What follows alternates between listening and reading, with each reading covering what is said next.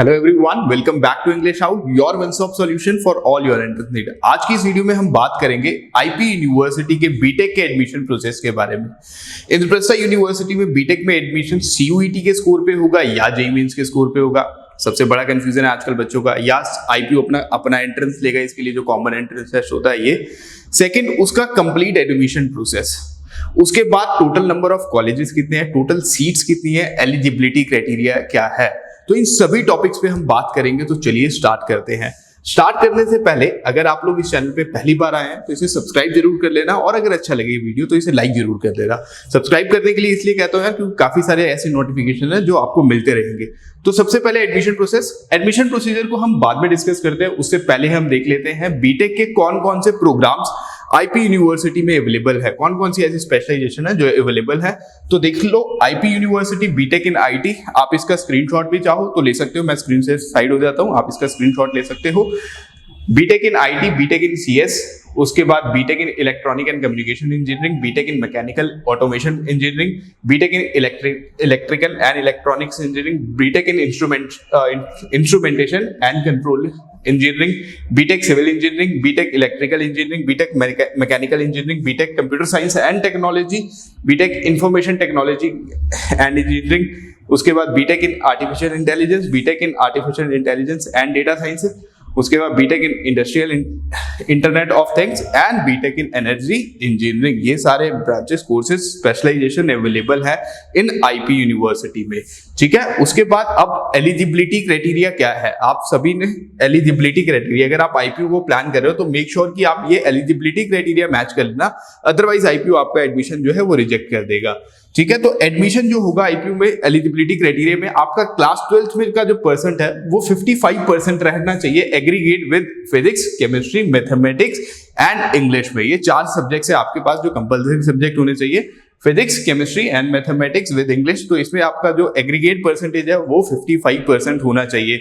अगर किसी बच्चे का परसेंटेज 54 रहता है, अगर 1% भी कम है, तो आप एलिजिबिलिटी क्राइटेरिया मैच नहीं करोगे, आपका एडमिशन रिजेक्ट हो जाएगा at the time of document verification. ठीक है, उसके बाद इंपॉर्टेंट नोट, जो कंफ्यूजन है आपका कि आईपीयू में जो बीटेक के लिए एडमिशन है वो सीयूईटी पे होगा या जेईई मेंस पे होगा, तो ये आईपीयू का ब्रोशर में एक नोटिस है, आप देख सकते हो। जो आईपीयू का ब्रोशर का पेज नंबर 23 है, वहां पे क्लियरली मेंशन है कि all applicants are required to appear for joint entrance exam JEE main paper 1। तो इट्स मीन क्लियर है कि आईपीयू ना कोई अपना एंट्रेंस लेगा जेईई के लिए, ना ही सीयूईटी के स्कोर पे लेगा।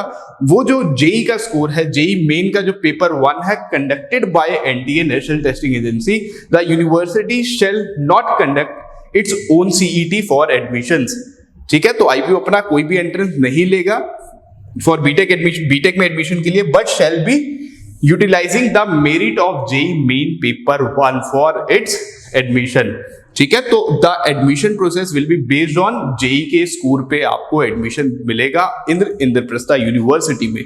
ठीक है, तो जिस भी बच्चे ने जेईई मेंस के जो पेपर अभी लास्ट वीक में हुए उसमें अपीयर किया था, या जो कमिंग एग्जाम आने वाले हैं आप उसमें अपीयर कर सकते हो, उसी के स्कोर पे आपको इंद्रप्रस्थ यूनिवर्सिटी में एडमिशन मिलेगा।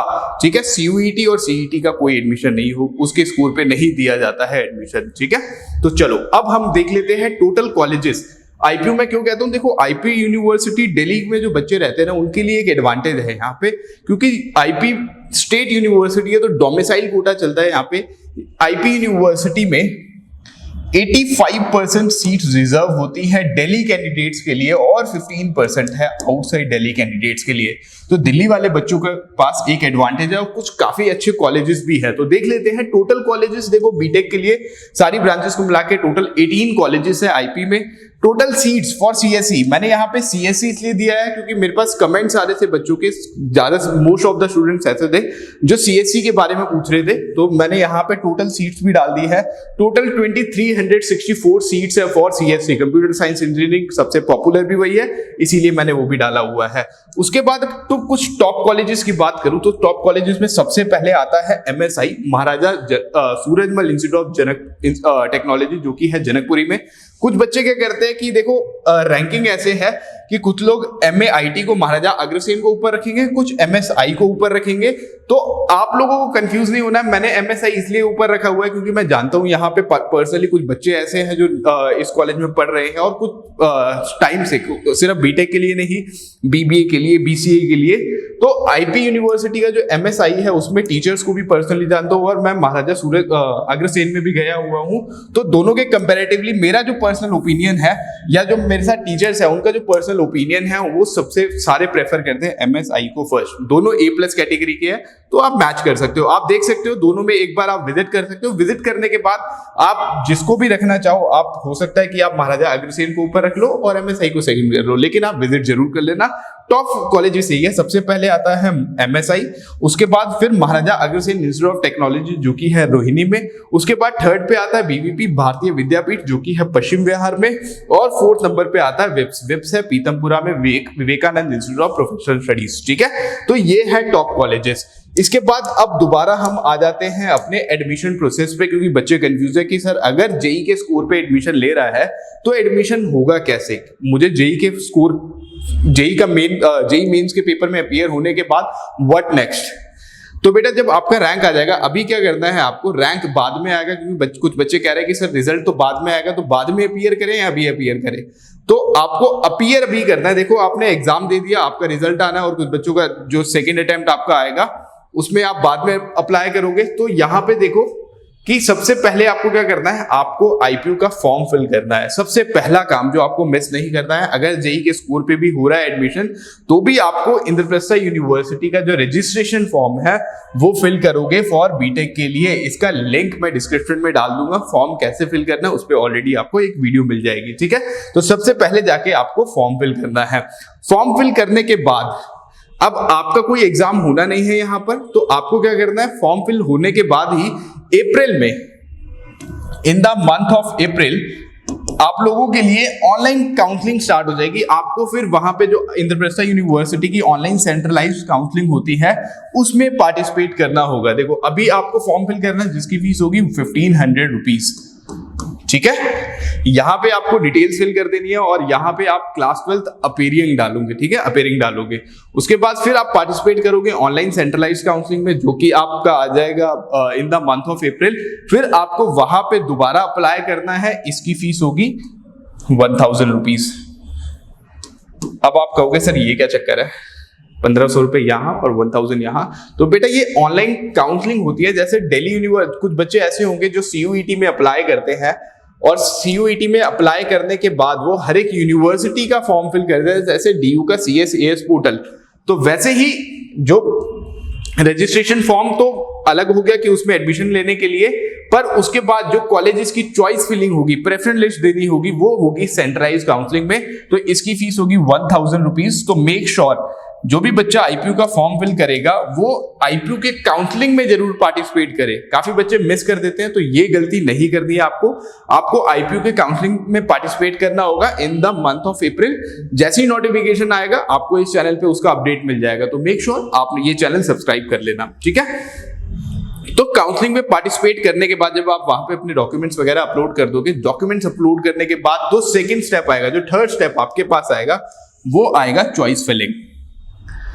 चॉइस फिलिंग में IPU यूनिवर्सिटी को आपको अपनी प्रेफरेंसेस देनी होंगी।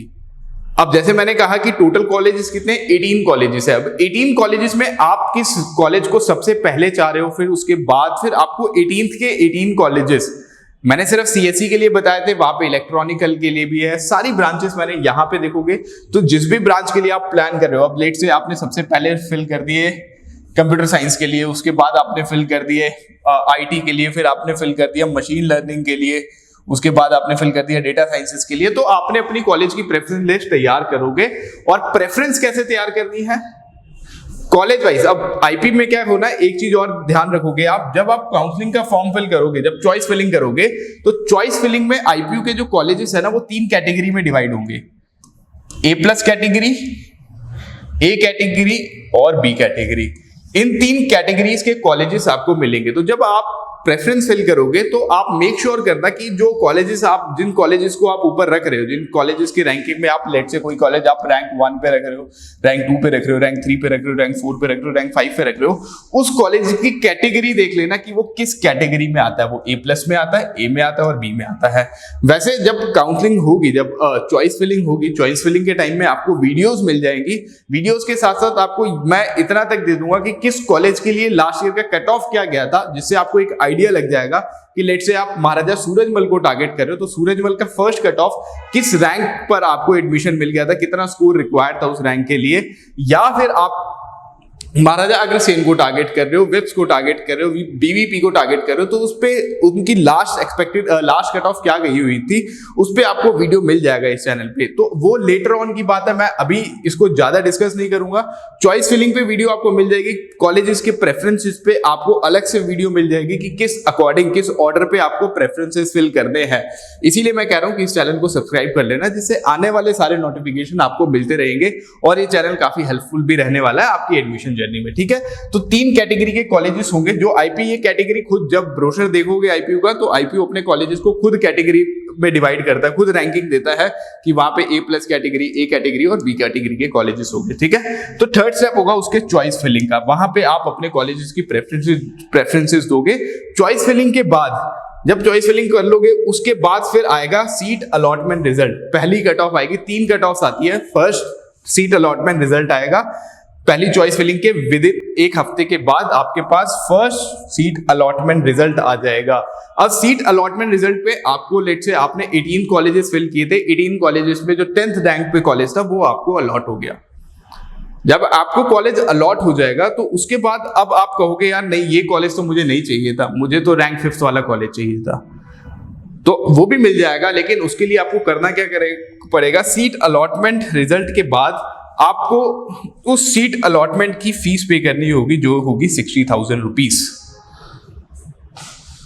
बिल्कुल सही सुन रहे हो आप। उस सीट अलॉटमेंट रिजल्ट के बाद अगर आप चाह रहे हो कि आपको दूसरे राउंड में पार्टिसिपेट करना है और आप चाह रहे हो कि आपका कॉलेज अपग्रेड हो जाए, उस केस में आपको कॉलेज की जो 60,000 रुपीज फीस है, जो सीट अलॉटमेंट फी है, वो पे करनी होगी, जो कि रिफंडेबल होगी।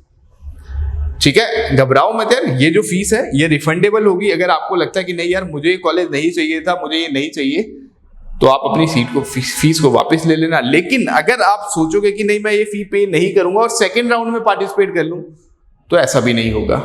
अगर आपने ये फी पे नहीं की तो आप सेकंड राउंड में पार्टिसिपेट नहीं कर पाओगे, फिर आप सीधा जाओगे स्पॉट राउंड में। ना सेकंड में पार्टिसिपेट कर पाओगे, ना थर्ड में कर पाओगे, ना ही स्लाइडिंग राउंड में पार्टिसिपेट कर पाओगे, फिर आप सीधा ही जाओगे स्पॉट राउंड में। अब स्पॉट राउंड क्या होगा वो मैं किसी और वीडियो में बताऊंगा। ठीक है, चलो, तो जब आपने सीट अलॉटमेंट फीस पे कर देते हो, ठीक है, ये करनी ही करनी है। ये मेरा सजेशन रहता है हर एक बच्चे के लिए जो भी पार्टिसिपेट कर रहा है काउंसलिंग में, जिसने भी चॉइस फिलिंग या जिस भी बच्चे को सीट अलॉटमेंट सीट मिल गई है, जो सीट अलॉटमेंट रिजल्ट आ गया, उसमें कॉलेज मिल गया, कॉलेज अलॉट हो गया है, चाहे वो कोई भी हो, चाहे वो अगर आपने फर्स्ट टू लेके 18th नंबर तक का कॉलेज, अगर आपको 18th कॉलेज मिल जाता ना 18th नंबर वाला, तो भी आपको सीट, ये जो फी है ये पे करनी चाहिए। ऑनलाइन पे करोगे आप, ठीक है, ऑनलाइन नेट बैंकिंग या जो डेबिट कार्ड, क्रेडिट कार्ड का ऑप्शन आएगा उसके थ्रू पे आपको 60,000 रुपीज फीस पे करनी होगी, और करना ही है आपको, चाहे वो कॉलेज 18th रैंक वाला क्यों ना मिला हो आपको। ऐसा क्यों कह रहा हूं, उसके बाद की बात सुनते हैं। जब आप फी पे कर दोगे ना, तो फी पे करने के बाद फिर आपके पास लास्ट ऑप्शन आएगा फ्रीज एंड फ्लोट। अब फ्रीज एंड फ्लोट क्या है, अब लेट से आपको 18th रैंक वाला कॉलेज, मैंने कहा था कि आपको मैं एक और एग्जांपल के थ्रू समझा देता हूं यहां पर।